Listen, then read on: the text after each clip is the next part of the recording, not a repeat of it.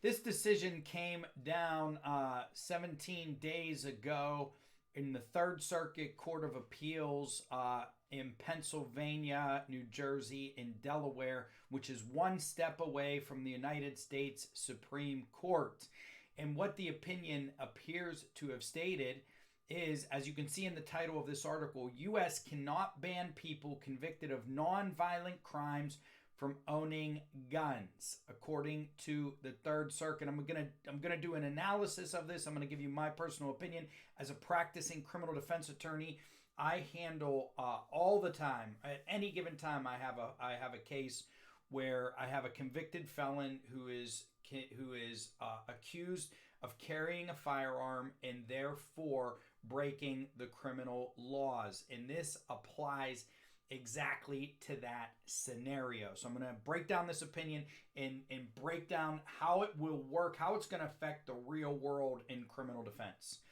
Thank you, everybody, for tuning in. My name is Joe Pometto, Joe the Lawyer. I'm a practicing criminal defense, family law, and personal injury attorney in Pittsburgh, PA. If you like my content, please like, subscribe, comment, and share.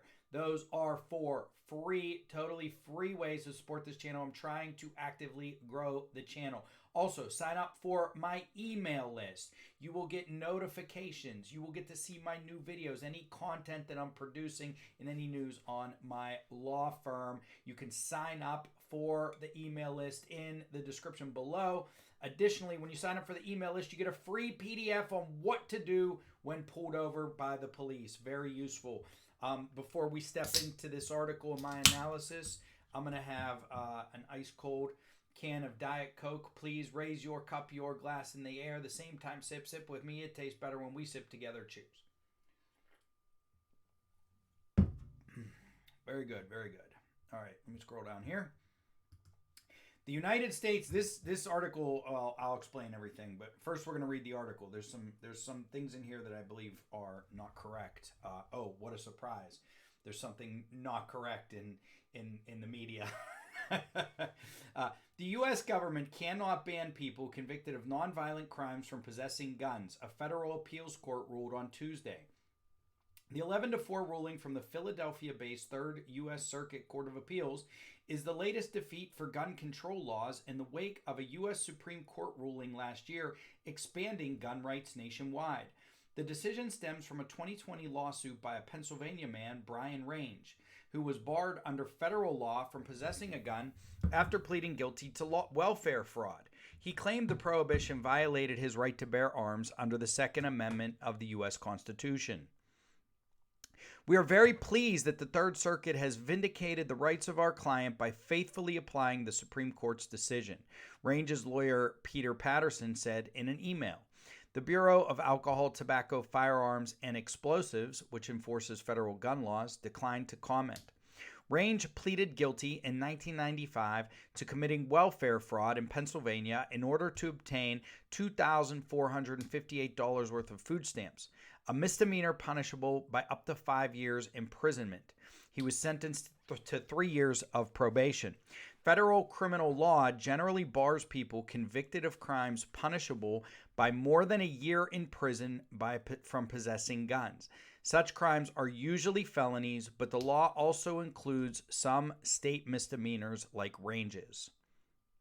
A federal judge ruled against Range in 2021. Last June, however, the Supreme Court ruled the Second Amendment protects individuals' right to carry guns in public for self-defense, and that any restrictions on that right must be consistent with the nation's historical tradition of gun regulation. Circuit Judge Thomas Hardiman wrote for the majority on Tuesday that the government had failed to point to any laws from the United States founding establishing a tradition of disarming nonviolent criminals. 4 judges dissented. Whereas here the legislature has made a reasonable and considered judgment to disarm those who show disrespect for the law, it is not the place of unelected judges to substitute the judgment with their own, wrote Circuit Judge Cheryl Ann Krause, one of the dissenters. Okay, So let's break this down. First, let me state. Let me do a little name drop here. I've met Judge Thomas Hardiman when he was just a U.S. District Court judge in the Western District of Pennsylvania. He came to my law school to give a talk.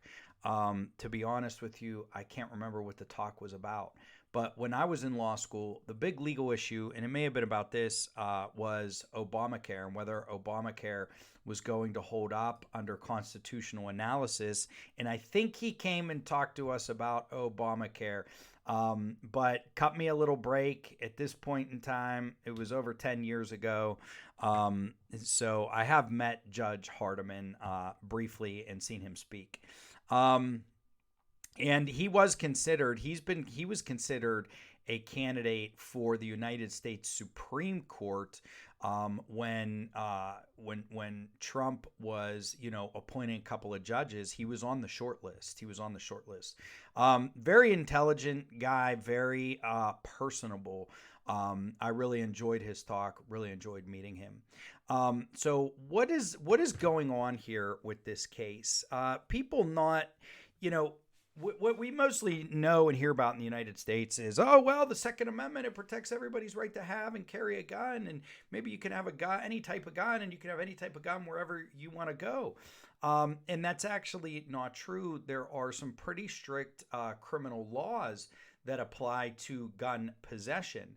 As a criminal defense attorney, I see two scenarios. I see two very common scenarios where people are prosecuted for gun possession. Number one, in Pennsylvania, you can carry a concealed weapon, but you have to have a permit. If you do not have that permit and you are carrying a concealed weapon, you can be convicted of a crime. I believe there may be a misdemeanor and felony classification of those crimes. And those are very aggressively prosecuted, In addition to carrying a gun concealed without a valid permit, I get a lot of clients who have been accused of being a person not to possess and then still carrying a firearm. When are you a person not to possess? Well, like this article talks about, whenever you're banned under state or federal law from carrying a weapon because of a prior conviction, because of a prior criminal conviction. So like this article says, usually it's felonies. Pretty much any felony under state and federal law in Pennsylvania means you can never carry a gun again. You cannot possess a weapon. You can't even have a hunting rifle. So if you get a felony, you lose your right to possess a hunting rifle for the rest of your life. So, when the people in the media come out and say that, we don't have any gun laws in this country, it's simply not true. Convicted felons cannot carry guns. And certain misdemeanors, which would be classified basically as a felony under federal law, also make you a person not to possess. So I see those two scenarios very often. First, a person possessing a firearm in a concealed manner without a valid permit. Usually this is when a gun is recovered from a vehicle during a traffic stop by a police officer. In addition, I see people who have prior felonies carrying weapons, and then they get a new felony if they're carrying the gun because they are felons, they are convicted criminals. And I see those two scenarios extremely often. At least in Allegheny County in Western PA, those cases are very, very aggressively prosecuted because the way law enforcement sees it is these types of people, these people with prior felonies or these people who carry without a permit, they're dangerous individuals that shouldn't be carrying guns. And so law enforcement wants to go after them, wants to get them off the streets, wants to incarcerate them. Because that's how they can protect people from gun violence. I believe that's the justification there, and there's a pretty good argument supporting that. Now, what happened here was the court looked at this individual, Brian Range, who was convicted of a felony, but it was nonviolent. It was a nonviolent felony. So they essentially introduced a new analysis here, and the court said, well, Whereas previously, anybody who had a felony conviction, no matter what the felony conviction was, it could be fraud, theft, tax evasion, no matter what it was, completely nonviolent in nature, white collar crimes, drug crimes, completely nonviolent in nature, didn't matter. If it was a felony or you could go to jail for longer than 1 year as a result of the conviction, then you became a person not to possess. You could no longer possess firearms. This court drew a distinction between violent crimes and nonviolent crimes. They said, well, that prohibition makes sense for violent criminals, right? So the person could have an aggravated assault, a simple assault, some type of physical assault on somebody, could have shot somebody, could have stabbed somebody in the past. Those aren't the only types of crimes that are generally considered violent crimes from a legal analysis. Crimes against children, burglaries, certain types of armed robberies, even though nobody's hurt, are considered violent crimes. What this court did is drew a distinction, said instead of banning all felons, all people convicted of any crime, he's saying the legislature, because the Second Amendment gives these people who are convicted of non-violent crimes the right to possess firearms. So they've made a new distinction for these laws. They said these laws can ban violent criminal offenders from ever possessing firearms, but not non-violent. So anybody who was convicted of those frauds, maybe a drug possession crime, maybe tax evasion crimes, they will not lose their firearm rights. That's what this new law said, and that's what this new decision says.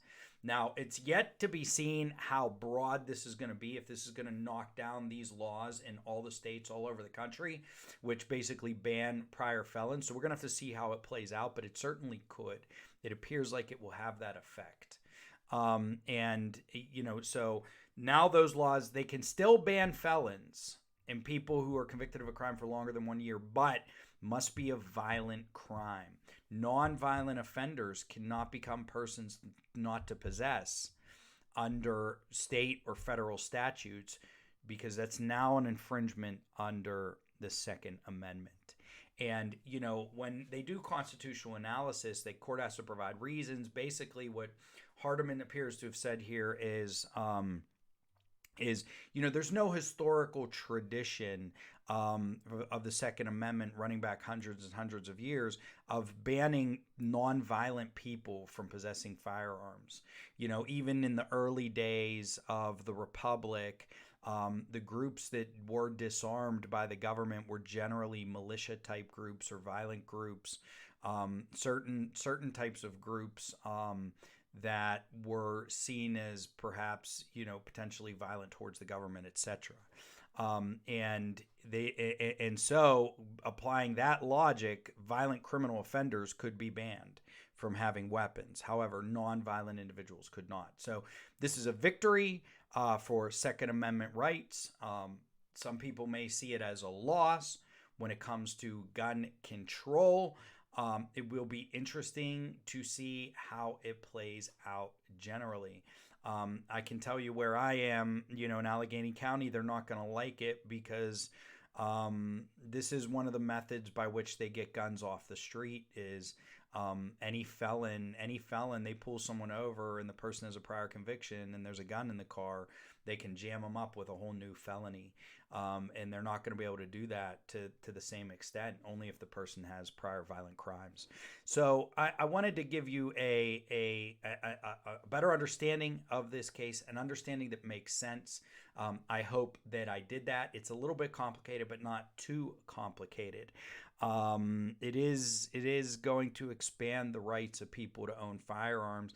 And, I do think it's a bit silly if someone was convicted of, let's say, tax evasion, that they should lose their right to have a firearm for the rest of their life. And I can tell you,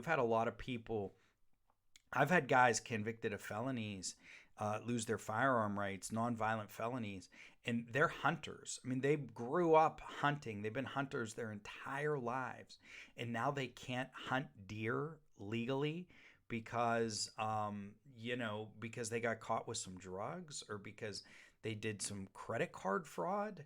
You know, in America, I don't know if that should be the case. So, you know, Judge Hardiman's decision is going to allow a lot of law-abiding citizens to get their gun rights back, even though, you know, maybe they made a mistake in the past. Because a lot of these people, they only want their guns so they can go hunting. All right, thank you very much for tuning in. My name is Joe Pometto, Joe the Lawyer. I hope this gives you a greater understanding. It'll be interesting to see how this case plays out, if it's applied to the entire country, if the Supreme Court takes a look at it, and what the reactions of law enforcement, state legislatures will be to this case. If you like my content, please like, subscribe, comment, and share. Joe Pometto, Joe the Lawyer. Sign up for my email list to get great updates. Thank you, everybody, for tuning in. Hope you learned something today. Bye-bye.